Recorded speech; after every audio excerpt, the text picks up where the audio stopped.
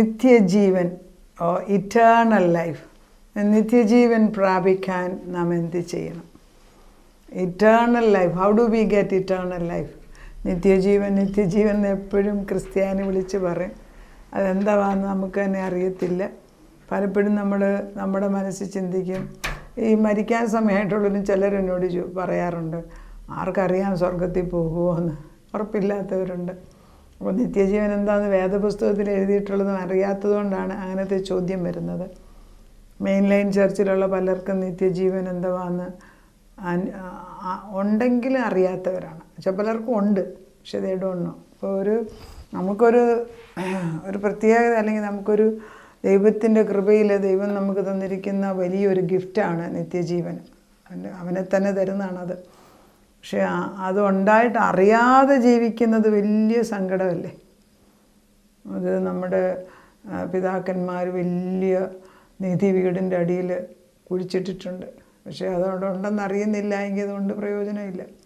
അതുപോലെ തന്നെയാണ് ജീവനുള്ള ദൈവത്തിൻ്റെ ആത്മാവ് നമ്മളിൽ വസിക്കുന്നു എന്ന് നമ്മൾ അറിയാതെ ജീവിക്കരുത്. അതുകൊണ്ട് നിത്യജീവൻ എങ്ങനെ ലഭിക്കുമെന്നുള്ളതിനെക്കുറിച്ച് ഈ ലൂക്കോസിൻ്റെ സുവിശേഷം 18:18 ഒരു ചോദ്യം, ഒരു നല്ല പണക്കാരനായ ഒരു ചെറുപ്പക്കാരൻ വന്നിട്ട് യേശുവിനോട് ചോദിക്കുന്ന ഒരു ചോദ്യമാണ് അവിടെ കിടക്കുന്നത്. ആ ചോദ്യത്തിൽ ഇങ്ങനെയാണ് 18:18 ഇങ്ങനെ പറയുന്നു. ഒരു പ്രമാണി പണക്കാരൻ തന്നെയാണ്, നല്ല ഗുരു, ദൈവത്തെ അഡ്രസ്സ് ചെയ്യുന്നത് കറക്റ്റാണ്, ഞാൻ നിത്യജീവനെ അവകാശമാക്കേണ്ടതിന് എന്ത് ചെയ്യണമെന്ന് ചോദിച്ചു. അപ്പോൾ he knows what it is. എന്താണ് നിത്യജീവൻ അവൻ അറിയാം. അതുകൊണ്ടാണല്ലോ ചോദിക്കാൻ. ഇപ്പം നമുക്കൊരു കാര്യം ചോദിക്കണമെങ്കിൽ അറിയണമല്ലോ. ഇപ്പം നമ്മളോട് എന്ത് വേണമെങ്കിലും ചോദിക്കാൻ അറിയാത്ത കാര്യം എങ്ങനെയാണ് ചോദിക്കുന്നത്? സോ ഹി ന്യൂ നിത്യജീവൻ എന്താണ്, but he didn't know how to get it. അപ്പം വന്ന് ചെയ്യുന്നതിന് യേശു, എന്നെ നല്ലവനെന്ന് പറയുന്നത് എന്ത്? ദൈവം ഒരുവനല്ലാതെ നല്ലവൻ ആരുമില്ല.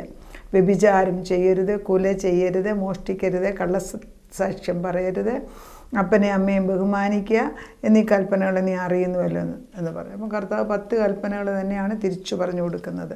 ഇവയൊക്കെ ഞാൻ ചെറുപ്പത്തിൽ കാത്തുകൊണ്ടിരുന്നു എന്ന് അവൻ പറഞ്ഞത് കേട്ടിട്ട് യേശു, ഇനി ഒരു കുറവുണ്ട് നിനക്ക്. അപ്പോൾ ഈ 10 കൽപ്പനകളും അവൻ ചെയ്യുന്നുണ്ട്, അത് ചെയ്യുന്നില്ല എന്ന് യേശു പറയുന്നുമില്ല. നിനക്ക് പക്ഷേ വേറൊരു കുറവുണ്ട്. എന്താണ് ആ കുറവ്? എന്താണെന്ന് ചോദിച്ചാൽ, നിനക്കുള്ളതൊക്കെയും വിറ്റ് ദരിദ്രന്മാർക്ക് പകുത്തു കൊടുക്കുക, എന്നാൽ സ്വർഗത്തിൽ നിനക്ക് നിക്ഷേപം ഉണ്ടാകും. പിന്നെ വന്നു എന്നെ അനുഗമിക്കുക എന്ന് പറഞ്ഞു. അപ്പോൾ യേശുക്രിസ്തു പറയുന്നു ധനവാനാണ് അവൻ.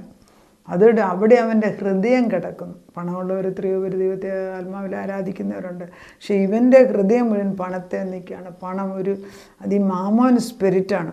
അതുകൊണ്ട് കർത്താവ് പറയുന്നത് മനസ്സിലാക്കിയിട്ട് പറഞ്ഞു, നീ അതെല്ലാം കൊണ്ട് വിറ്റിട്ട് അത് ദരിദ്രർക്ക് കൊടുത്തിട്ട് എൻ്റെ പുറകെ വരണം. ചെറിയ കാര്യമല്ല പറയുന്നത്. വളരെ തീക്ഷ്ണമായിട്ട് ആത്മാവില്ലാത്ത ഒരാൾക്കത് ചെയ്യാനൊക്കത്തില്ല. And he didn't do it also. കർത്താവ് പറയുന്നത് എന്നാൽ സ്വർഗത്തിൽ നിനക്ക് നിക്ഷേപം. സ്വർഗത്തിലെ നിക്ഷേപത്തിന് വേണ്ടി ഇവിടെ എന്തൊക്കെയോ നിക്ഷേപങ്ങൾ ഉണ്ടാക്കി അതിൽ അവൻ്റെ ഹൃദയം ഇരിക്കുന്നത് കൊണ്ടാണ്. ഇപ്പോൾ ഭൂമിയിൽ അബ്രഹാമിന് നിക്ഷേപങ്ങൾ കൊടുത്തു, മഹാസമ്പന്നനായിരുന്നു. പക്ഷെ അബ്രഹാമിൻ്റെ ഹൃദയം അതിൽ നിന്നും ഉടക്കിയിട്ടില്ല. നമ്മൾ മനസ്സിലാക്കേണ്ടതാണ്, നമുക്ക് ദൈവം പലതും തരും. ചിലർക്ക് തരും, ചിലർക്ക് അളവ് വ്യത്യാസമുണ്ട്. പക്ഷെ ഏതിലേലും നമ്മുടെ ഹൃദയം ചെന്ന് ഉടക്കി അല്ലെങ്കിൽ ഒട്ടിയിരുന്നാൽ സ്വർഗരാജ്യത്തിൽ നിക്ഷേപിക്കാൻ അതൊരു തടസ്സമായി മാറും. അങ്ങനെയുള്ള തടസ്സങ്ങളെല്ലാം മാറണം നമ്മുടെ ജീവിതത്തിൽ. ദൈവത്തെക്കാട്ടിൽ ഉപരിയായിട്ടും. അതുകൊണ്ടാണ് 2 കൽപ്പന പുതിയ നിയമത്തിൽ തരുന്ന. ഒന്ന്, നിന്റെ ദൈവമായ കർത്താവിനെ നീ പൂർണ്ണ ഹൃദയത്തോടും പൂർണ്ണ ശക്തിയോടും പൂർണ്ണ ആത്മാവിനും കൂടെ ആരാധിക്കണം, സത്യത്തെ സ്നേഹിക്കണം. 1. 2, നിന്നെപ്പോലെ നിൻ്റെ അയൽവക്കക്കാരെ അല്ലെ അയൽവക്കക്കാരനെ സ്നേഹിക്കണം. ആരാണ് എൻ്റെ നെയ്ബറെന്ന് ആർക്കും അറിഞ്ഞുകൂടാ. ഇപ്പം നെയ്ബർ ആരാന്ന് പറഞ്ഞ് നമുക്കും അറിയത്തില്ല. ആ ഒരു കാലത്ത് മാറിയിരിക്കുന്നത്. അപ്പം ദൈവം പറയുന്നു നിനക്കുള്ളത് വിറ്റേച്ചോ. പക്ഷെ അവിടെ പിന്നെ പറയുന്നു,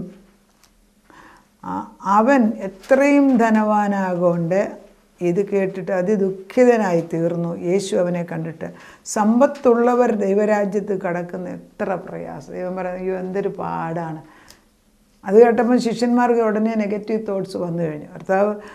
കർത്താവ് ഞെരുങ്ങുകയാണ് അകത്തിരുന്നുകൊണ്ട്. ഈ ഒരു മനുഷ്യൻ നല്ലവനായവൻ എന്തുകൊണ്ട് എൻ്റെ പക്ഷത്ത് നിൽക്കുന്നില്ല? ഈ എന്തൊരു സങ്കടമല്ലേ, വളരെ സങ്കടകരമായ. അതാണ് നമ്മുടെ ഇപ്പോഴത്തെ ഒരു വലിയൊരു വീക്ക്നെസ്.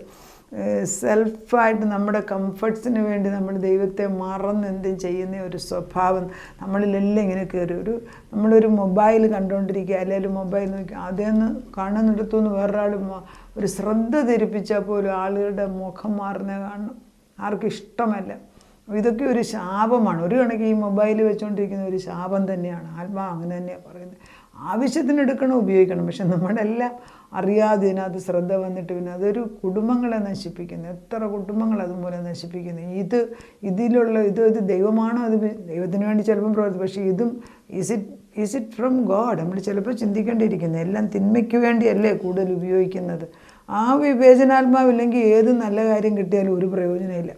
അവനത് കേട്ടപ്പോൾ അവൻ എന്നിട്ട് യേശു അവൻ എത്രയും ധനവാനത് കേട്ടിട്ട് ദുഃഖം യേശു അവനെ കണ്ടിട്ട് സമ്പത്തുള്ള ദൈവരാജ്യത്തിൽ കിടക്കുന്ന എത്ര ധനവാൻ ദൈവരാജ്യത്തിൽ കിടക്കുന്നതിനെ ഒട്ടകം കുഴയുടെ കടക്കുന്ന എളുപ്പം എന്നത് കേട്ടവർ എന്നാൽ രക്ഷിക്കപ്പെടുവാൻ ആർക്ക് കഴിയുന്നത്? അതിനവൻ മനുഷ്യരാൽ അസാധ്യമായത് ദൈവത്തിൽ സാധ്യമാണെന്ന് പറഞ്ഞു. ഇതാ ഞങ്ങൾ സ്വന്തമായത് വിട്ട് നിന്നെ അനുഗമിക്കുന്ന പത്രോസ് പറഞ്ഞു. അപ്പം യേശു അവരോട് ദൈവരാജ്യ നിമിത്തം വീടോ ഭാര്യയോ സഹോദരന്മാരെ അമ്മയപ്പന്മാരെ മക്കളെയോ എൻ്റെ കാലത്തിൽ തന്നെ വിട്ടുകളഞ്ഞിട്ട് ഈ കാലത്തിൽ തന്നെ പല മടങ്ങായും വരുവാനുള്ള കാലത്തിൽ നിത്യജീവനെയും പ്രാപിക്കാത്തവനാരും ഇല്ല എന്ന് ഞാൻ സത്യമായിട്ട് നിങ്ങളോട് ദ പോയിന്റ് ഈസ് ധനവാനവൻ വിരിച്ചുപോയി. കാരണം അവനത് മനസ്സിലായില്ല. അത് പലരും മിനിസ്ട്രി ചെയ്യുന്നവർ കണ്ടിട്ടുണ്ട്. കർത്താവ് അവരോട് പറയും അവർക്കുള്ളതെല്ലാം കൊണ്ട് വേറൊരു മിനിസ്ട്രിക്ക് കൊടുക്കാൻ പറയും. അത് കൊടുത്തു കഴിയുമ്പം അവരുടെ കയ്യിലൊന്നും ഇല്ലാതെ അത് കഴിയുമ്പം പിന്നെ ദൈവം അവരെ ഉയർത്തുന്നത്. അതൊരു ഉയർത്തെഴുന്നേൽക്കുന്ന ഒരു അവസ്ഥയാണ്. അത് എളുപ്പമല്ല. നമ്മളോടുമൊക്കെ ദൈവം പല കാര്യങ്ങൾ അങ്ങനെ ചെയ്യിപ്പിക്കും. അത് ദൈവത്തിൻ്റെ ഒരു വിശ്വസ്തതയാണ്. ഇപ്പം പത്രോസിന് സങ്കടമായി. എന്നാൽ പിന്നെ പത്രോസിനോട് ദൈവം പറയുന്നത് കേട്ടില്ലേ, ഈ ലോകത്തിലും പ്രതിഫലമുണ്ട്, അത് കഴിഞ്ഞിട്ട് സ്വർഗത്തിലെ നിത്യമായ പ്രതിഫലവും നിനക്ക്. അവർ രണ്ടും ഒരു വടിക്ക് രണ്ട് പക്ഷി എന്ന് പറഞ്ഞാൽ രണ്ടും നമുക്ക് കിട്ടുന്നത് ദൈവത്തിനെ ആശ്രയിക്കുമ്പോഴാണ്. അപ്പോൾ ജീവനുള്ള ദൈവത്തിൽ നിത്യജീവൻ കിട്ടും. പക്ഷെ നമ്മുടെ ഹൃദയം അവിടെ തന്നെ യേശുവിൽ ഉറച്ചിരിക്കണം. 1 യോഹന്നാൻ 2:25 പുത്രനെ സ്വീകരിക്കുന്നതിന് പിതാവുണ്ട്. ആദ്യം മുതൽ കേട്ടത് നിങ്ങളിൽ വസിക്കുന്നുവെങ്കിൽ നിങ്ങൾ പുത്രനിലും പിതാവിലും വസിക്കും. ഇതാകുന്നു അവൻ നമുക്ക് തന്ന വാഗ്ദത്തം, നിത്യജീവൻ തന്നെ. അതായത് ദൈവം നിത്യജീവൻ തന്നെ. കർത്താവ് പറയാണ് എന്നെ സ്വീകരിച്ചാൽ പിതാവുണ്ട്, ഞാനും പിതാവും വന്നാൽ നിത്യജീവനാണ്. യോഹന്നാന്റെ സുവിശേഷം 17:3 പറയുന്നുണ്ട് ഏകസത്യ ദൈവമാകുന്ന നിന്നെയും, അതായത് പിതാവാം ദൈവത്തെയും അവൻ അയച്ച പുത്രനെയും അറിയുന്നത് തന്നെ നിത്യജീവൻ. ഒക്കെ ക്ലിയറായിട്ട് ദൈവം വചനം നല്ല ക്ലിയറായിട്ട് ബ്ലാക്ക് ആൻഡ് വൈറ്റിലെ വേദപുസ്തകത്തിൽ എഴുതിയിട്ട് നമുക്ക് സംശയം നിൽക്കുന്നത് എന്താ? നമ്മുടെ ചേട്ടൻ അത് അക്സെപ്റ്റ് ചെയ്യാനുള്ള മടിയാണ്. അതായത് നമുക്ക് ഇഷ്ടമില്ല, നമ്മൾ കണ്ടില്ല എന്ന് പറഞ്ഞോട്ട് തള്ളിക്കള. അതാണ്. അല്ലാതെ ദൈവം പറയാഞ്ഞിട്ടോ ദൈവം വേദപുസ്തകത്തിൽ എഴുതാഞ്ഞിട്ടോ ഒന്നുമല്ല. നല്ല വെണ്ടയ്ക്ക അക്ഷരത്തിൽ എഴുതി വെച്ചിട്ടുണ്ട്. അത് കാണേണ്ടവർക്ക് വേണം. അത് കാണാതിരിക്കുന്നത് നമ്മുടെ കുറവാണ്.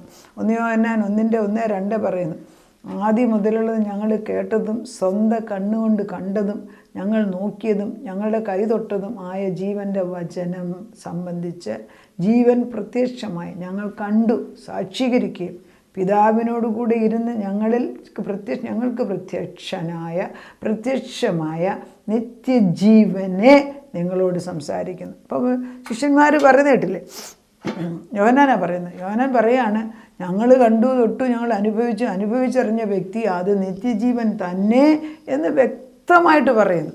ഇത് കൂടുതൽ വ്യക്തത എന്തുവാ വേണ്ടി? ഇപ്പോഴും സംശയമാണോ? മരിക്കാൻ നേരത്തെ സംശയമുണ്ട്. ഇപ്പോഴും ജീവിതത്തിൽ സംശയമാണ്. നിത്യജീവനുണ്ട്. നിത്യജീവൻ ഉള്ളവർക്കറിയാം ഉണ്ട് എന്ന്. അത് ആരും പറഞ്ഞു തരേണ്ട ആവശ്യമില്ല. അത് അന്തരാത്മാവ് പറഞ്ഞു കൊടുക്കും. പക്ഷെ അത് യേശുവിനെ സ്വീകരിക്കാതെ ഇതൊന്നും നടക്കത്തില്ല. യേശുവിനെ പഠിപ്പിക്കുന്നത്.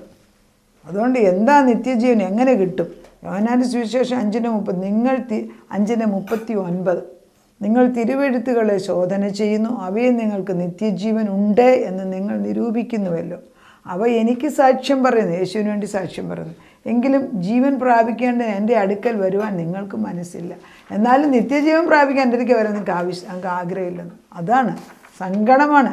അതായത് ഈ നിത്യജീവൻ്റെ ശുശ്രൂഷ അല്ലെങ്കിൽ സുവിശേഷമാണ് ലോകം മുഴുവനും പറയേണ്ട ഒരു സുവിശേഷം. ബാക്കിയുള്ളതെല്ലാം പുറകെ വരും. അപ്പം നിത്യജീവൻ അല്ലെങ്കിൽ ഇറ്റേണൽ ലൈഫ് സെക്യൂർ ചെയ്ത് നമ്മുടെ അരക്കിട്ട് ഉറപ്പിക്കുന്നത് പോലെ ദിനംപ്രതി നമ്മളെയും നമുക്കുള്ളവരെ ഉറപ്പിച്ച് നിർത്തണം. ഉറപ്പിച്ച് കർത്താവേ, അത് കീലിട്ട് ഉറയ്ക്കുന്നത് പോലെ ഒരു വിടവില്ലാതെ, കുറുനരികൾ കയറാതെ, നെഗറ്റീവ് തോട്ട്സ് വരാതെ, നിരാശ കൊണ്ടുവരാതെ നീ ആത്മാവിൽ അതിൽ എനിക്ക് നിത്യജീവൻ ഉണ്ട് എന്നെനിക്ക് ഉറപ്പുണ്ട് എന്ന് പറഞ്ഞു കഴിയുമ്പം പിതാവിന് എന്തൊരു സന്തോഷം. ഇത് ജസ്റ്റ് ലൈക്ക് സിമ്പിളി സിറ്റിങ്. നമ്മൾ അപ്പൻ്റെ അടുക്കൽ നിന്നിട്ട് അപ്പൻ പറയും നിന്നെ ഞാൻ കടയിൽ നിന്ന് വാങ്ങിച്ചതെന്ന് പറയുമ്പോൾ മക്കൾ പറയും ഇല്ല, എനിക്കറിയാം ഞാൻ ഇവിടുത്തെയാന്ന്. അത് കേൾക്കാനുള്ള ഒരു ആഗ്രഹത്തിന് അപ്പൻ പറയുന്നതാണ്. അത് കേൾക്കുമ്പോൾ അപ്പന് ആ കൊച്ചിനെ കെട്ടിപ്പിടിച്ച് ഉമ്മ കൊടുക്കും. ആ ഒരു സാന്നിധ്യം നമുക്ക് ഈ വചനം എടുക്കുമ്പോൾ നമുക്കുണ്ടാണ്. കർത്താവ് പറയുന്നത് ഞാനാണ് നിനക്ക് നിത്യജീവൻ. അപ്പം ഞാനാണ് ജീവൻ, അവൻ്റെ ആത്മാവാണ് നമ്മളിൽ വസിക്കുന്നത്. We have become a new person. മരണമില്ല, മരണത്തിന് നമ്മളെ തൊടാനൊക്കത്തില്ല. ഇനി മരണമേ നിൻ്റെ ജയം എവിടെയെന്ന് ചോദിക്കുന്ന അങ്ങനെയുള്ളവർക്ക്, അല്ലാത്തവർക്ക് പറയാനൊക്കത്തില്ല. ദൈവത്തിൻ്റെ ആത്മാവ് നമ്മളെ ആത്മാവിൽ നിത്യജീവൻ എന്തെന്നും എങ്ങനെ പ്രാപിക്കണമെന്നും വേദപുസ്തകത്തിൽ വ്യക്തമായിട്ട് എഴുതിയത് അടുത്ത ദിവസം കൂടെ പറഞ്ഞ് നമുക്ക് ആത്മാവിൽ ബലപ്പെടാം. ദൈവം നമ്മളെ അനുഗ്രഹിക്കട്ടെ. നാഥ, നിത്യജീവൻ എങ്ങനെ പ്രാപിക്കുമെന്ന് ധനവാനായ ഒരു മനുഷ്യൻ വന്ന് നിന്നോട് ചോദിച്ചു. 10 കൽപ്പനകളും അനുസരിക്കണ്ടെന്ന് കർത്താവ് പറഞ്ഞപ്പോൾ ഇല്ലെന്ന് അപ്പച്ചൻ പറഞ്ഞില്ല. പക്ഷെ ഒരു കുറവ്, നിൻ്റെ ഹൃദയം പണത്തിൻ്റെ മേലെടുക്കുന്നു. അതുകൊണ്ട് അതെല്ലാം അങ്ങോട്ട് വിറ്റേച്ച് എൻ്റെ അടുക്കൽ വന്ന് എൻ്റെ കൂടെ നിൽക്കാൻ പറഞ്ഞു. അവനത് ചെയ്തില്ല. ദൈവത്തിന് സങ്കടമായിരുന്നു. അത് തന്നെയാണ് നമ്മുടെയൊക്കെ ഹൃദയം. എവിടെയൊക്കെ ചെന്ന് ഓരോ സമയത്തും ചെന്ന് ഒട്ടി നിൽക്കും. അത് വളരെ വളരെ സങ്കടകരമാണ് അപ്പച്ച. അതുകൊണ്ട് ആ ദൈവത്തിൻ്റെ വിശുദ്ധ സ്നേഹം ഞങ്ങളുടെ ഉള്ളിലിട്ട് തന്നിട്ട് അവിടുന്ന് ഞങ്ങളിൽ ഉറപ്പായിട്ട് ജീവിക്കുന്നതെന്ന് മനസ്സിലാക്കാൻ തക്കണം ഞങ്ങളോട് ഇടപെടണം. ജീവനുള്ള ദൈവത്തെ വിളിക്കാൻ തക്കണം ഞങ്ങളെ പഠിപ്പിക്കണം കർത്താവേ. ഞങ്ങളിൽ വന്ന പരിശുദ്ധാത്മാവ് സത്യത്തിലും ആത്മാവിനുമുള്ള ആത്മാവാണെങ്കിൽ ഞങ്ങളെ ഇട്ടേച്ച് പോകത്തില്ല എന്നുള്ള ഉറപ്പ് തരണം. അതുകൊണ്ട് പിന്നെ ചില പാപങ്ങളോ ബലഹീനത വന്നെങ്കിൽ അപ്പം തന്നെ റിപ്പൻറ്റ് ചെയ്തിട്ട് വീണ്ടും തിരിച്ചു വന്ന് ജീവജലത്തിൽ കുളിച്ച് പൊങ്ങി ആത്മാവിലാകാൻ ഇടയാക്കണമേ എന്ന് പ്രാർത്ഥിക്കുന്നു. അത് ചെയ്യുന്നതിനാൽ സ്തോത്രം. നിത്യജീവൻ്റെ ഉറപ്പ് ഞങ്ങളുടെ ഹൃദയത്തിലേക്ക് കടന്നു വരട്ടെ. ആത്മാവിൻ്റെ ചൈതന്യം കടന്നു വരട്ടെ. ഒരിക്കലും ആർക്കും എടുത്തു കളയാൻ വയ്യാത്തതായ നിൻ്റെ ജീവൻ ഞങ്ങളുടെ ഉള്ളിൽ വന്നു കഴിയുമ്പോൾ ഞങ്ങൾക്ക് വ്യത്യാസമുണ്ട്.